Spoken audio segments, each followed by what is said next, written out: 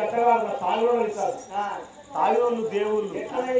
నా చేసుకున్న భర్త బాగా ఫుల్లు తాగొచ్చిన అనుకో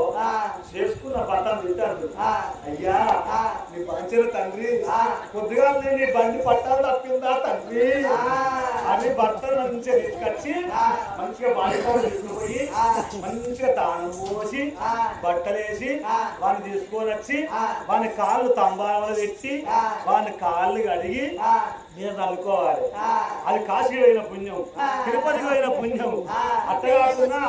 తాగిన వాళ్ళకి కదురా తాగిన వాళ్ళే దేవుళ్ళు కళ్ళు తాగిన వాడు కర్ణుని కొడుకు